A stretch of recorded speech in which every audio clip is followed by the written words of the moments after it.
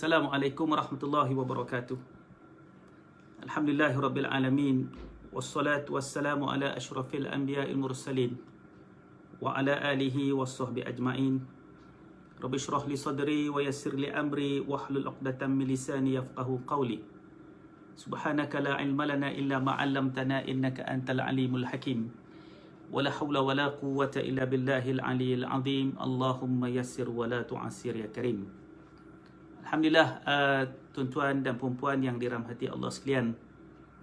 Marilah sama-sama kita bersyukur kehadrat Allah Subhanahu Wa Taala di atas segala limpah kurnia izin Allah Subhanahu Wa Taala yang memberikan pada kita kerahmatan, kasih sayangnya, sehingga kita berada sekali lagi di bulan Ramadan Al-Mubarak. Dan bersyukur kehadrat Allah Subhanahu Wa Taala, kita pun sudah masuk 15 Ramadan. Maknanya sudah 15 hari kita berpuasa, menunaikan solat sunat tarawih. Allah Subhanahu Wa Taala masih memberikan pada kita kesihatan tubuh badan yang baik dan juga kesempatan untuk kita beramal dengan amal-amal yang soleh, seperti membaca Al-Quran, seperti kita berzikir, seperti kita bersedekah dan sebagainya. Tuan-tuan dan puan-puan yang dirahmati Allah sekalian, persoalannya, adakah kita bersyukur sungguh-sungguh dengan kedatangan Ramadan ini? Iaitu dengan kita mengambil peluang yang disediakan oleh Allah Subhanahu Wa Taala, peluang yang sangat besar yang tidak ada dalam bulan-bulan yang lain. Ya, bulan Ramadan, amalan-amalan sunat yang kita lakukan dilipat gandakan pahala oleh Allah Subhanahu Wa Taala, tidak sama seperti bulan-bulan yang lain. Inilah bulan yang kita perlu memperhalusi, memperkemaskan ibadat kita kepada Allah Subhanahu Wa Taala dengan sungguh-sungguh. Tuan-tuan dan puan-puan yang dirahmati Allah sekalian, pada malam ini saya nak bawa satu tajuk kecil, iaitu kepentingan doa. Allah Subhanahu Wa Taala berfirman di dalam Al-Quran, "Wa iza sa'alaka 'ibadi 'anni fa inni qarib ujibu da'wata da'i iza da'an falyastajibu li wal yu'minu bi la'allahum yarshudun." Dalam surah Al-Baqarah, surah yang kedua, ayat 186. Yang mana Allah Subhanahu Wa Taala menyatakan, "Dan apabila hamba-hambaku bertanya kepada engkau, yakni wahai Muhammad, tentang aku, maka beritahukan kepada mereka sesungguhnya aku ini sentiasa hampir kepada mereka. Aku memperkenankan doa orang-orang yang berdoa kepada aku. Maka hendaklah mereka menyahut seruanku, yakni perintahku. Dan hendaklah mereka beriman sungguh-sungguh kepada aku, supaya mereka benar-benar menjadi orang yang baik dan orang yang betul." Tuan-tuan dan puan-puan sekalian, ayat ini seringkali kita dengar dibaca di dalam kuliah-kuliah di surau dan masjid, iaitu tentang bagaimana Allah Subhanahu Wa Taala memberitahu apabila ditanya tentang Allah, maka katakan Allah Ta'ala itu dekat. Dekat di sini maknanya Allah Ta'ala itu mendengar. Maka kita tidak pernah jauh dengan Allah Subhanahu Wa Ta'ala. Allah Ta'ala sentiasa hampir dengan kita. Kita boleh berkomunikasi dengan Allah sepanjang masa. Sama ada komunikasi itu kita luahkan dengan ucapan-ucapan, ataupun komunikasi itu datang daripada lubuk hati kita yang dalam, yang kita mengadu kepada Allah Subhanahu Wa Taala apa yang menjadi keluhan dalam jiwa kita, apa yang menjadi kerunsingan dalam hati kita. Kita boleh mengadu dengan Allah Subhanahu Wa Taala. Orang kiri kanan kita tak dengar, tapi Allah pasti mendengarnya. Maka hendak kita ingat bahawa apabila dimaksudkan doa ni, apa doa? Ya? Apa dia dimaksud dengan doa? Doa ni adalah permohonan seorang hamba kepada Tuhan. Seorang hamba yang meyakini bahawa di situ ada Tuhan yang mendengar doa, iaitu Allah Subhanahu Wa Taala. Tuhan yang kita mengharapkan sesuatu daripadanya, dan pengharapan kita tidak pernah pun kita berasa satu kerugian apabila meletakkan pengharapan kepada Allah Subhanahu Wa Taala. Maka apabila dikatakan berdoa dan Tuhan suruh kita pun minta kepadanya, maka kita disuruh minta. Nak minta apa? Mintalah apa sahaja yang kita nak. Terutamanya perkara yang berkaitan tentang kehidupan yang kekal, iaitu di hari akhirat. Muslimin, muslimat rahimakumullah. Yang kedua, doa adalah ibadat. Walaupun mungkin sesuatu yang kita minta dengan Allah belum dimakbulkan ataupun tidak akan dimakbulkan di dunia ni, kita tetap beroleh pahala di sisi Allah Subhanahu Wa Taala. Ya, maka sebab itu dia kata doa itu sebagai ibadat. Soal kita dapat apa yang kita minta, Tuhan makbulkan ataupun tidak, itu bab yang lain. Tetapi dalam sudut pengibadatannya, kita telah pun mendapat ganjaran daripada Allah Subhanahu Wa Taala. Doa itu meletakkan kita ni mempunyai keyakinan bahawa Allah Subhanahu Wa Taala mendengar dan akan memakbulkan dengan cara Allah, dengan apa yang Allah Ta'ala nak makbulkan. Sama ada dia bagi ataupun dia tak bagi, semuanya itu kita terserahlah kepada Allah Subhanahu Wa Ta'ala. Baik, di dalam suratul Kahfi, surah ke-18 ayat yang ke-28, Allah Subhanahu Wa Ta'ala menyebut, wasbir nafsaka ma'al ladhi yad'una rabbahum bil ghada wal ashi yuriduna wajha. Dan jadikanlah diri kamu sentiasa berdampingi rapat dengan orang-orang yang beribadat kepada Tuhan pada waktu pagi dan juga pada waktu petang, yang mengharapkan keredaan Allah Subhanahu Wa Taala. Jadi dapat di sini kita perhatikan, apabila seseorang itu mengharapkan sesuatu daripada Allah Subhanahu Wa Taala dengan melakukan peribadatan. Saya pernah sebut dalam kuliah saya pun di surah Ar-Raudah sebelum ini, bahawa amalan-amalan yang kita lakukan seperti zikir, seperti solat sunat, seperti sedekah, ia perkara-perkara yang mengundang untuk Allah Subhanahu Wa Taala memakbulkan doa-doa kita. Ya. Jadi dengan amal-amal soleh yang kita buat akan menyebabkan bahawa mudah apa yang kita hajatkan itu dimakbul ataupun diperkenankan oleh Allah Subhanahu Wa Taala. Maka sebab itu apabila kita nak sesuatu, buatlah ibadat. Nak sesuatu dengan Tuhan. Seperti ada orang, bila dia berhajat sesuatu, dia bernazar umpamanya. Ya, dia bernazar, kalaulah saya boleh ni, saya boleh tu, saya akan sembelih seekor kambing, saya akan buat kenduri, saya akan memberi wakaf, saya akan memberikan sumbangan kepada anak-anak yatim, kepada fakir miskin dan sebagainya. Jadi tuan-tuan dan puan-puan sekalian, kalau kita nak doa-doa kita itu cepat dimakbulkan oleh Allah Subhanahu Wa Taala, maka perbanyakkanlah ibadat-ibadat sunat. Khususnya kita ni di bulan Ramadan, ni bulan yang Tuhan membukakan pintu langit seluas-luasnya untuk mengangkat doa orang yang sungguh-sungguh berdoa dan berharap pada Allah Subhanahu Wa Taala. Maka oleh sebab itu tuan-tuan sekalian, doa ini adalah ibadat.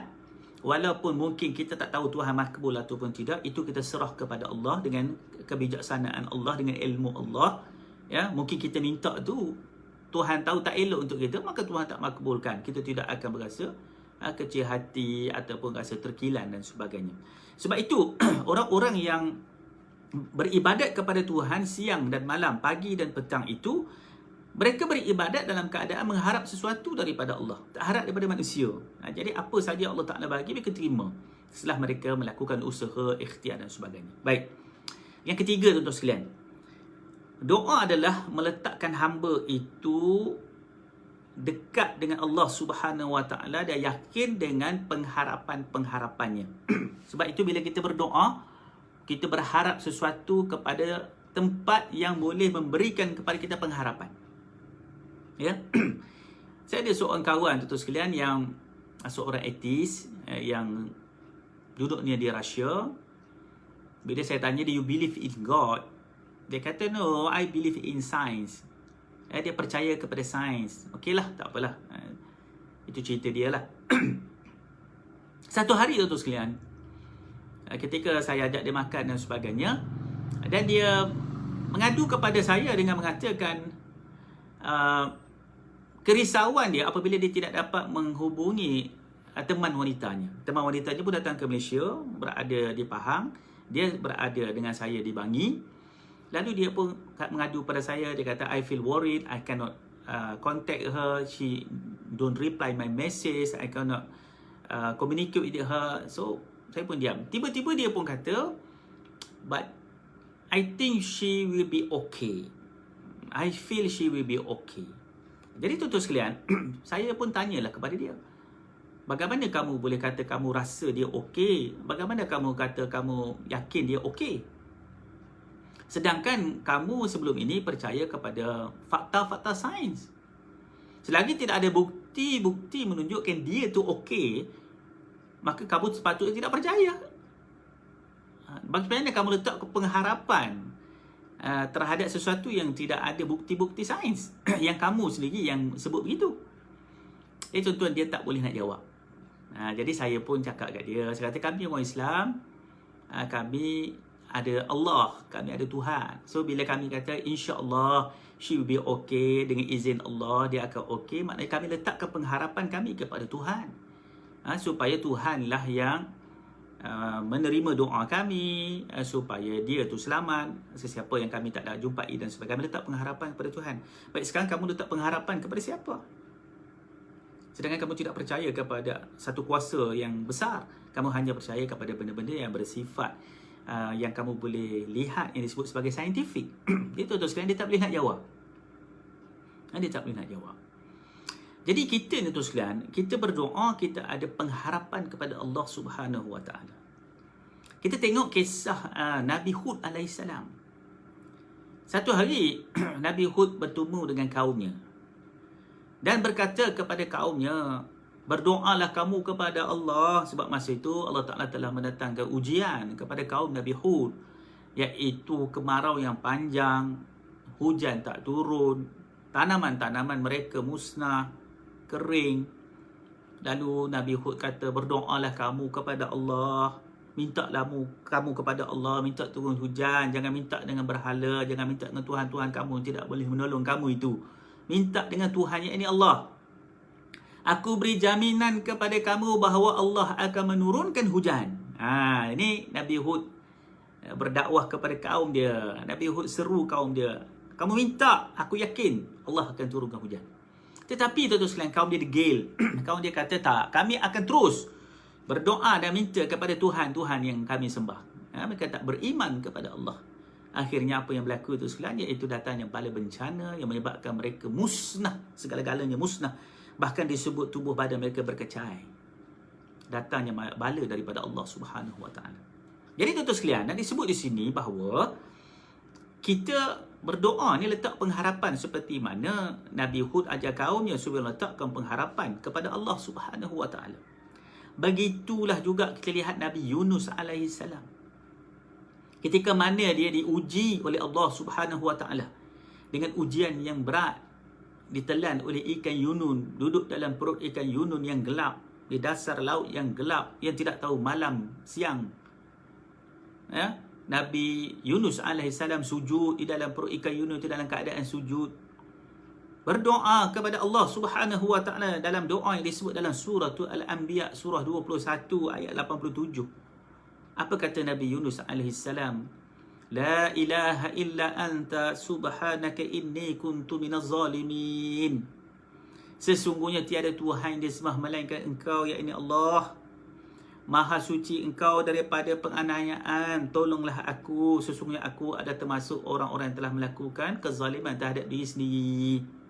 Jadi tuan-tuan sekalian tengok, apabila Nabi Yunus alaihissalam yang berada dalam perut ikan Yunus itu berdoa, merayu kepada Allah dalam keadaan sujud, dalam kitab tafsir menyebut dia dalam perut ikan Yunus itu dia sujud doa pada Allah Subhanahu Wa Taala, kerana dia tahu yang boleh menyelamatkan dia adalah Allah sahaja.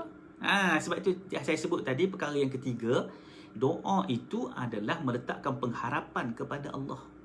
Kita letakkan pengharapan kita kepada Tuhan. Dia yang boleh tolong kita. Tak ada siapa dah boleh tolong kita dah. Maka begitulah kita pun dalam berdoa kena letak pengharapan sungguh-sungguh kepada Allah Subhanahu Wa Taala. Tuan-tuan dan puan-puan sekalian, saya yakin bahawa kita hidup ni penuh dengan doa. Nabi SAW ajar macam-macam doa. Doa masuk rumah, doa keluar rumah, doa naik kenderaan, doa masuk tandas, keluar tandas, doa makan. Macam-macam doa Nabi ajar. Kita pun hidup dengan penuh dengan doa. Cuma satu persoalan yang mungkin kita boleh fikirkan tuan-tuan sekalian, bilakah kali terakhir kita berdoa sungguh-sungguh pada Allah? Cuba tuan-tuan renung dan fikir. Bilakah kali terakhir kita betul-betul doa sungguh-sungguh, merayu, merintih, memohon kepada Allah? Kalaulah kata, oh dalam saya memang macam itulah dalam hidup saya memang sungguh-sungguh berdoa, alhamdulillah. Tapi kalau dah lama dah kita tak duduk berdoa, mengadu, merayu kepada Tuhan, maka bila lagi kita nak buat? Bila kita nak mula, tuan-tuan sekalian? Ni bulan Ramadan ni. Ada berbaki lagi 2 minggu. Inilah bulan yang kita kena sungguh-sungguh mohon pada Allah. Merayu kepada Allah. Apa kita nak minta? Kita nak minta Tuhan ampun dosa-dosa kita. Kerana dosa-dosa yang banyak itu yang kita lakukan tanpa kita memohon keampunan, ia akan menghalang doa kita diangkat oleh Allah Subhanahu Wa Taala. Doa kita dengan Allah, doa kita dengan manusia. Maka oleh sebab itu, tuan-tuan dirahmati Allah sekalian, kita kena usaha bagaimana kita nak sungguh-sungguh dalam berdoa. Bukan sekadar mengaminkan doa yang dibaca oleh imam. Apatah lagi dalam PKP ni kita tak boleh semayang kat surau, kat masjid. Dulu bolehlah kita tumpang semua, tumpang doa untuk imam. Semua tumpang doa untuk imam. Tangan pun bukan angkat tinggi macam tu dah. Tangan duduk teriba ya. Sebab tu saya tanya tadi, bilakah kali terakhir kita berdoa sungguh-sungguh kepada Allah Subhanahu Wa Taala? Merayu betul-betul. Minta kepada Allah. Kita kena renung, kena fikir balik. Jadi ini di bulan Ramadan kita ada peluang minta sungguh-sungguh dengan Allah. Apa kita nak minta? Pembebasan daripada api neraka. Aisyah radhiyallahu anha bertanya kepada Nabi sallallahu alaihi wasallam, bulan Ramadan ni aku nak doa apa ya Rasulullah? Nabi ajar, wahai Aisyah, baca doa, Allahumma innaka afuwun tuhibbul afwa fa'fu anni. Doa apa? Wahai Tuhan yang suka kepada keampunan, berilah keampunan kepada aku. Jadi maknanya ini bulan kita minta ampun sungguh-sungguh pada Allah. Doa tuan-tuan sekalian. Minta kepada Allah Subhanahu Wa Taala agar dosa-dosa kita diampunkan. Hanya Allah yang boleh mengampunkan dosa-dosa kita. Tak ada siapa yang boleh ampun dosa-dosa kita. Kemudian dosa dengan manusia kita minta maaf lah di bulan Ramadan ni. Jadi tuan-tuan sekalian, kita balik kepada isu yang saya bincang tadi, bahawa doa ini adalah pengharapan kita kepada Allah Subhanahu Wa Taala. Maka kita kena letak pengharapan yang sungguh-sungguh. Pengharapan yang sungguh-sungguh. Bukan sekadar kita minta doa untuk diri kita, tapi juga minta doa untuk ahli keluarga kita. Minta doa untuk jiran tetangga kita. Minta doa untuk ahli qaryah kita. Minta doa untuk negara kita. Minta doa untuk seluruh umat muslimin dan muslimat. Hari ini kita masih lagi belum dapat penawar kepada vaksin ataupun vaksin kepada penyakit wabak COVID-19. Kita patut doa, minta sungguh-sungguh kepada Allah, wahai Allah, angkatlah wabak bencana ini. Kalau itu merupakan wabak bencana, kalau itu merupakan bala bencana, angkatlah dia, selamatkanlah kami, ampunlah kesalahan-kesalahan kami, dosa-dosa kami. Berilah hidayah kepada pemimpin-pemimpin kami, berilah petunjuk kepada seluruh sekalian muslimin dan muslimat, kasihanilah kami. Kami sudah lama tidak solat berjemaah, sudah lama tidak pergi solat Jumaat. Mengadulah dengan Allah dengan gaya bahasa kita. Tak semestinya dengan bahasa Arab. Kasihanilah kami, ya Allah, bulan Ramadan ini. Minta merayu sungguh-sungguh. Sembuhkanlah kami, selamatkanlah wabak penyakit ini, seluruh dunia diangkat.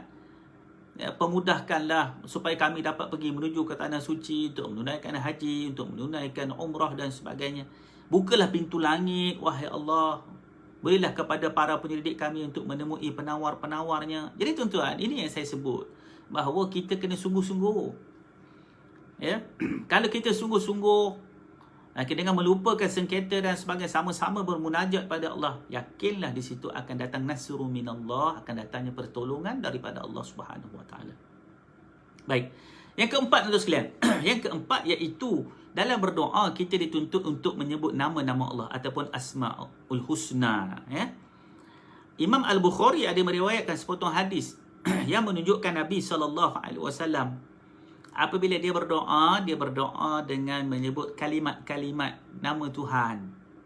Sebagaimana doa Nabi SAW, Allahumma anta rabbi la ilaha illa anta khalaqtani wa ana abduka wa ana ahla ahdika wa wa'dika mastata' a'udzu bika min syarri ma sana'tu abu'u laka bi ni'matika alayya wa abu'u laka bi zambi faghfir li fa innahu la yaghfiru dzunuba illa anta. Rawahu Bukhari.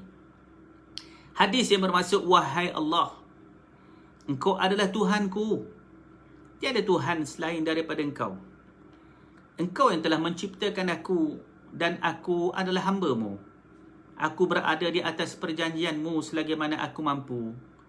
Aku mohon perlindungan daripada-Mu daripada keburukan yang telah aku lakukan.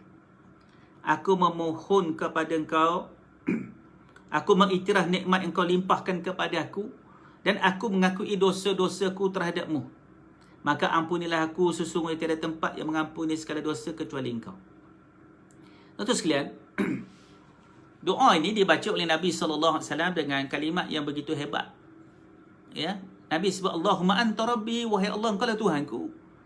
Jadi bagi tahu dia nak minta sesuatu, dia minta kepada Tuhan. Tuhan yang bagaimana? La ilaha illa anta. Tuhan yang tidak ada Tuhan melainkan Dia, iaitu Allah. Sebab tempat kita minta tolong ni mesti hanya dengan Allah. Tak boleh tempat lain. Kemudian Nabi SAW menyatakan bahawa khalaqtani wa ana abduka. Engkau yang telah menciptakan aku dan aku ni adalah hamba Engkau. wa ana ala ahdika wa wa'dika mastata'.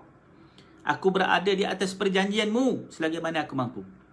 Tengok Nabi SAW bila berdoa, Nabi letak nama Allah, nama Tuhan, ya, pada tempat kedudukan yang tinggi. Kemudian barulah Nabi mengadu kepada Tuhan. Apa Nabi mengadu? Nabi kata, aku mohon perlindungan kepadamu. A'udzubika min syarri ma sana'tu. Aku minta perlindungan daripadamu daripada keburukan yang telah aku lakukan. Nabi, ya, Nabi kita Muhammad SAW minta doa pun mengadu tentang keburukan, kesalahan yang sendiri buat, dengan melupakan apa yang telah diperintahkan, apa yang telah dia. Nabi pasti tak tinggal perintah-perintah Allah, tapi Nabi bila dia berdoa, dia merendah diri, mengaku kesalahannya. Kemudian Nabi minta keampunan atas segala dosa. Kerana kata Nabi SAW bahawa la yaghfiru dzunuba illa anta, tidak ada sesiapa pun boleh mengampunkan dosa melainkan Kau. Nabi beritahu, mengadu pada Tuhan, tak ada siapa boleh ampunkan melainkan Kau. Tuan-tuan sekalian, macam itulah kita pun sama juga. Apabila kita berdoa pada Allah Subhanahu Wa Taala, kita kena mengaku merendah diri. Maka sebab itu doa ini, tuan-tuan sekalian, menunjukkan kepada kita bagaimana kita menjadi orang yang tidak sombong. Orang yang tidak berdoa ni orang yang sombong. Dan apabila kita berdoa, maknanya kita merendah diri kepada Tuhan. Apabila kita berdoa, maknanya kita meletakkan kebergantungan kepada Allah Subhanahu Wa Taala. Untunglah orang yang banyak doa, kerana pahala dapat bila baca doa. Oleh sebab itu, tuan-tuan sekalian, penting untuk kita sentiasa mengingati Allah Subhanahu Wa Taala, merayu, meminta, mengadu kepadanya. Ya, ada doa yang kita baca angkat tangan, ada doa yang kita baca tak angkat tangan. Ya, masuk tandas mana dah angkat tangan baca doa? Tak.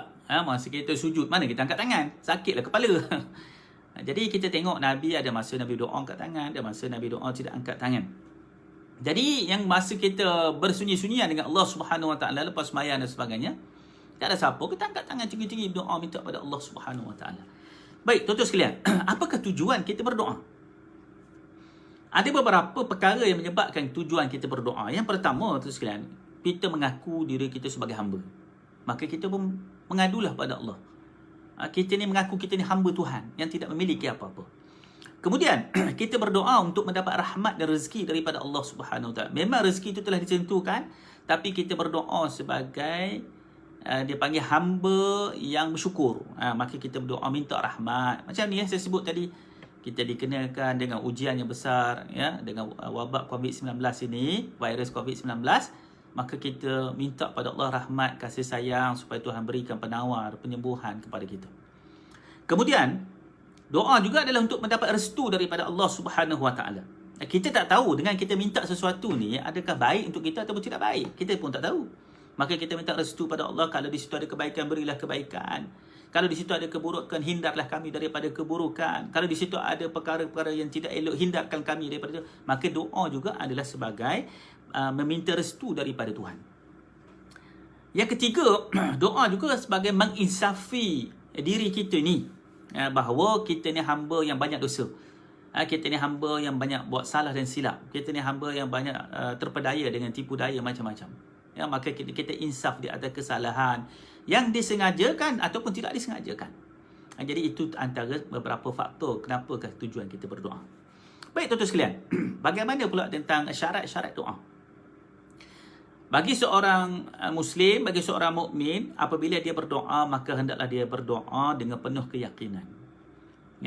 Bila kita doa tu kita yakin. Yakin apa?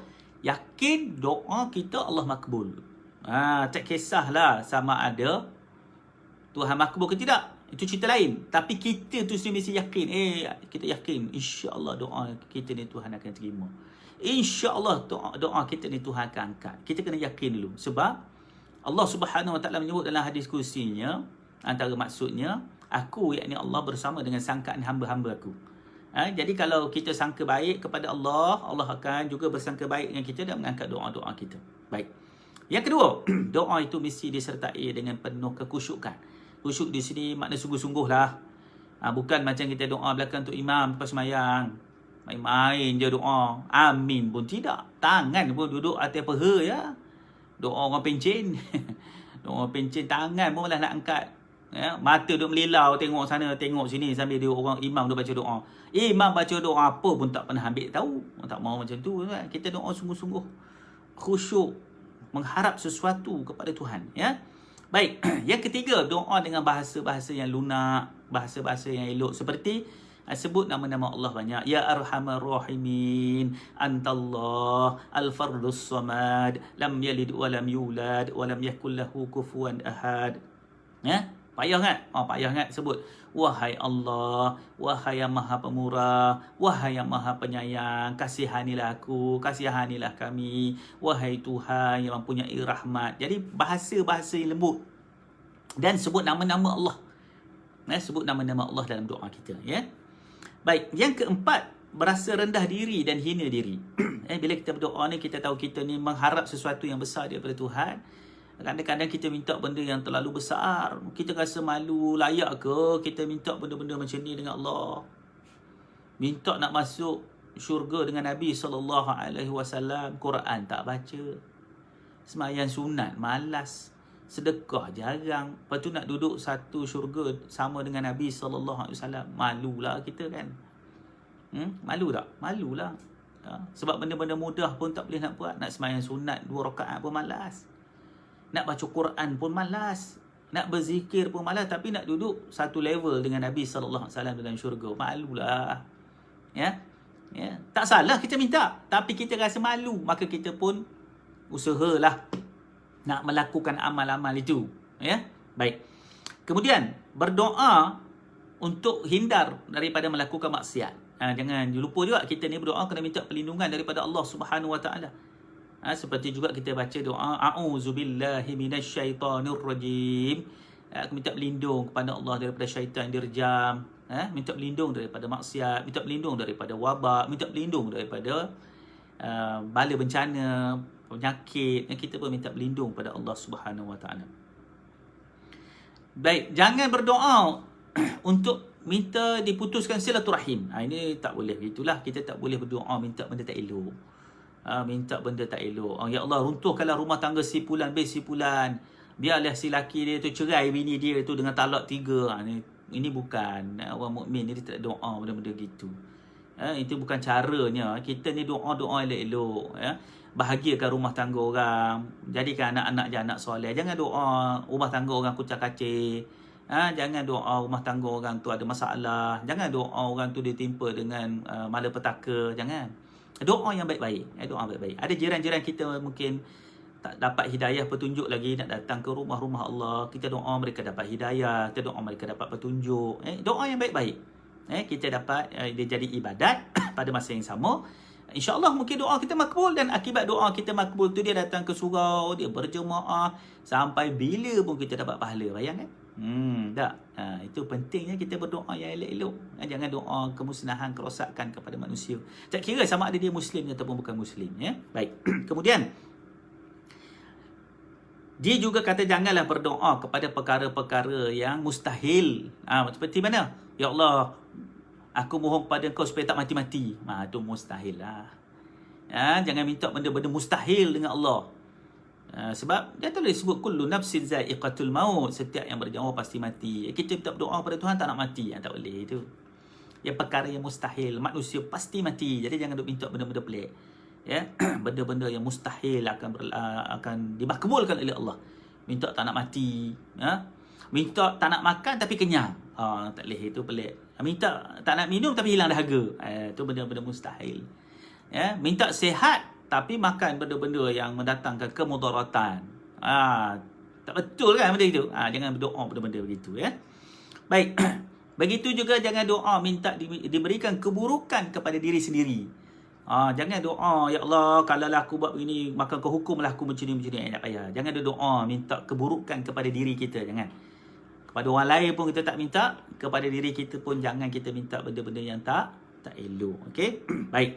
Kemudian, yakinlah bahawa doa kita didengar dan akan dimakbulkan oleh Allah dengan ilmu Allah. Bukan dengan ilmu kita. Tuhan tahu apa baik untuk kita. Tuhan tak bagi kita kaya, mungkin ada sebab-sebab Tuhan nak selamatkan kita. Ya. Maklumlah kita ni lemah iman, terpedaya dengan dunia. Jadi Tuhan kalau bagi kaya, habislah. Entah ke mana kita pergi, surau pun tak datang, ya. Masa pun tak ada dah. Alhamdulillah lah. Bukanlah kita tak boleh doa kaya, tapi kita bersangka baik dengan Allah. Benda yang kita nampak nak sangat tu Tuhan tak bagi. Tapi maknanya ada kebaikan di situ, mungkin kita tak tahu. Ada kawan-kawan saya tuan-tuan, mereka berniat begini, berniat begitu, lepas tu kecewa, tak dapat, lepas balik ke tanah air dan sebagainya, mengadu. Saya kata cuba tengok balik lepas 2-3 bulan, dia kata bersyukurlah saya duduk luar negara, tiba-tiba kena COVID-19. Sekarang balik ke negara, Alhamdulillah kau duduk sana lagi, saya tak tahu apa nak buat, siapa akan tolong saya, kos rawatan macam mana. Tengok, hari tu dia kecewa, dia rasa sedih sebab Tuhan tak makbulkan permintaan dia. Tapi sekarang dah dia sedar balik, rupanya ada hikmah di situ. Baik. Kemudian doa itu hendaklah disertai dengan kesabaran. Sabar, Tuhan tak bagi, insya-Allah ada masa Tuhan akan. Kalau Tuhan tak bagi kat dunia, Tuhan akan bagi kat akhirat, sangka baik dengan Allah Subhanahu Wa Taala. Yang seterusnya, jangan gopoh dalam berdoa. Jangan duk kata aku dah doa macam-macam dah Tuhan tak makbul pun. Yang kau tak doa Tuhan bagi tu? Ada yang kau doa boleh bangun, boleh berjalan? Tak kan? Tapi boleh berjalan? Ada doa boleh bangun, boleh melihat. Tu boleh melihat. Ada doa bangun pagi boleh mendengar. Tu boleh mendengar tu. Ada doa makan kenyang, minum hilang dahaga. Tak kan? Tu Tuhan bagi tu. Jadi jangan kelojoh dalam kita meminta sesuatu dengan Allah Subhanahu Wa Taala. Dan yang akhir tuan-tuan sekalian, jangan menyalahkan Allah ataupun orang lain sekiranya doanya tidak terkabul ataupun lambat dimakbul. Jangan salah orang. Jangan salah orang lain. Kadang-kadang mai jumpa Tok Imam dengan Tok Imam, saya tak tahu nak buat apa, saya dah doa macam-macam dah. Ya, Tuhan masih tak makbul, Tuhan ni marah kat saya kan? Jangan sangka buruk dengan Allah. Jangan sangka buruk. Sabar, Tuhan nak uji. Nak tengok kita ni boleh sabar ke tak boleh sabar dengan ujian tu. Begitu juga kita kena lihat, tuan-tuan dan puan sekalian, kita ambil kesempatan iaitu pada bulan Ramadan yang penuh dengan kemuliaan ini, iaitu kita doa sungguh-sungguh kepada Allah agar wabak ini Tuhan angkat. Kita doa sungguh-sungguh pada Allah supaya kita dapat hadir solat berjemaah di surau dan masjid, dapat menunaikan solat Jumaat berjemaah. Kita doa sungguh-sungguh. Kita ada 15 hari lagi ataupun 14 hari lagi. Ini masa kita minta dengan Allah, mengadu dengan Allah.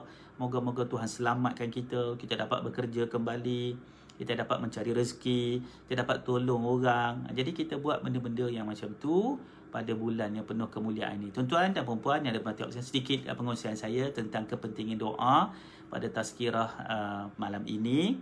Terima kasih kepada seluruh ahli jawatankuasa Surah Ar-Raudah yang memberikan kepercayaan dan kesempatan pada saya untuk berkongsi ilmu dengan tuan-tuan. Moga-moga Allah Subhanahu Wa Taala menerimanya sebagai amal yang soleh. Saya mendoakan moga Allah Subhanahu Wa Taala memberikan kerahmatan, kasih sayang dan juga agar doa tuan-tuan dan puan-puan semua dia angkat dan dimakbulkan oleh Allah. Dan kita semua diberikan peluang, kesempatan untuk mendapat malam Al-Qadar. Kita dapat bertemu malam Al-Qadar. Tuan-tuan dirahmati Allah sekalian, sekadar itu mohon ampun, mohon maaf atas segala kekurangan. Wabillahi taufiq wal hidayah. Wassalamualaikum warahmatullahi wabarakatuh.